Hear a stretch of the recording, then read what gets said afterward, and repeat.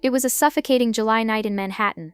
Heat clung to the city like a second skin, and the luxury high-rise pulsed with the faint hum of air conditioners struggling against the weight of summer. Claire Dalton, CEO of a billion-dollar tech empire, stood barefoot in the hallway of her penthouse floor. Her silk blouse clung to her back, damp with sweat. In one hand she held a cardboard box of leftover pasta from her untouched dinner, and she was locked out. "No phone, no keys, no damn shoes," she muttered, pressing her forehead lightly against the cool wall. It had happened so fast. A noise in the hallway. She stepped out to investigate, the door swinging shut behind her with a cruel, echoing click. She had only meant to check for a disturbance, nothing more. Now here she was, Manhattan's most powerful tech visionary, stranded in a hallway at 12:47 a.m. with no way back in. She sat slowly on the cold marble floor, the box of pasta sliding into her lap. The silence of the hallway stretched around her like an accusation. It had been a brutal day, a high-stakes board meeting, cutting ties with a VP she'd once considered family. Her shoulders slumped, and that's when she heard it, the soft squeak of stroller wheels. A man turned the corner, pushing a stroller. His hoodie was worn, the sleeves slightly frayed at the cuffs. A little girl nestled under a pink blanket, murmuring a lullaby to herself in a voice soft as mist. He paused when he saw Claire sitting there, pasta container in her lap, expression somewhere between furious and defeated. "You okay, ma'am?" he asked, adjusting the blanket on the child's shoulder. His voice was low, kind, tired. Claire looked up, brushing strands of hair from her damp forehead. "Locked out," she said. "No phone, no dignity either." He chuckled softly. "Well, dignity's overrated." That startled a laugh from her. "So is cold pasta. Want some?" He hesitated, then sat a few feet away, keeping a respectful distance. The stroller remained between them like a silent chaperone. "I'm Ryan," he said. "This little tornado is Ella. She's been having nightmares lately. These midnight walks help her sleep again." Claire leaned forward slightly and smiled. "Hi, Ella." Ella blinked up sleepily, then offered a shy nod, clutching her teddy bear tighter. "Do you live in the building?" Claire asked. "5th floor.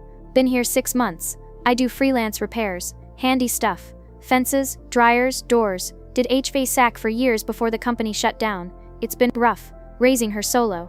Something about the way he said it, not apologetic, just real, made her chest tighten. She saw the pride in his posture, even when his eyes were weary. "A single dad with tools in New York City," she said. "You might be rarer than me." "And what are you?" he asked with a crooked smile. Claire gave a half smile. "Overworked, hungry, locked out." They sat in silence for a moment, not awkward, just quiet. Then Ryan stood and rummaged in the stroller's undercarriage. "Let me try something." He pulled out a metal hanger, bent with practiced ease. "Maintenance skills," he said with a wink. "Let's see if I'm still useful." Claire leaned back against the wall, half amused, half skeptical. He knelt beside her door, working the hanger with a focus that surprised her. A minute passed, then another. Click, the door eased open. Claire's jaw dropped. "You're kidding." Ryan grinned. "Guess I haven't lost my touch." She stared at him, then laughed, really laughed for the first time in weeks.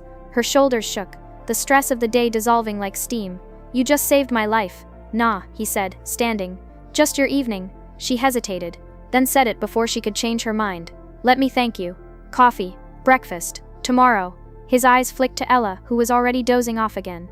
"I'd like that, but only if you're okay with crayons all over the table. I insist on it." The next morning, a soft golden light spilled over the sidewalk cafe. Claire arrived in jeans and sneakers, her hair pulled into a simple ponytail. Ryan wore the same hoodie. Ella had a fresh sheet of paper and a rainbow crayon. Over steaming mugs of coffee they talked. Ella drew suns and stick people between bites of banana bread. Claire didn't check her phone once. Halfway through, Ryan looked up. "So what do you actually do?" Claire hesitated. Then a little sheepish said, "I run a tech company. A few actually. I'm Claire Dalton." His brow rose. "Wait, the Claire Dalton?" She gave a modest shrug. "I don't usually get locked out of places." Ryan let out a full, unfiltered laugh. It startled Ella, who giggled too. "Well," he said, "good to know CEOs need rescuing sometimes too." Fall came to the city in a hush of golden leaves and cooler nights. Ryan now worked full-time as a facilities consultant for a new foundation Claire had launched, a program funding vocational training for single parents. The idea had been his. He never asked for favors, she never offered pity. Their relationship wasn't a fairy tale. It was built on shared reality, on trust, on quiet respect, on a hallway moment when neither of them had planned to meet anyone. Ella had a playroom at Claire's office now. Ryan fixed things. Claire sometimes joined them for lunch, and every so often when Ella needed a bedtime story, Claire would sit at her bedside and tell the one about the night the CEO got locked out, and how kindness, unexpected, sincere, unpolished, unlocked something else too. Moral: Sometimes the door that closes behind us isn't a mistake. It's an invitation. A chance to pause, to connect, to let something or someone in. And when the world feels overwhelming, what we need most isn't power or wealth, but kindness that walks softly down a hallway at midnight.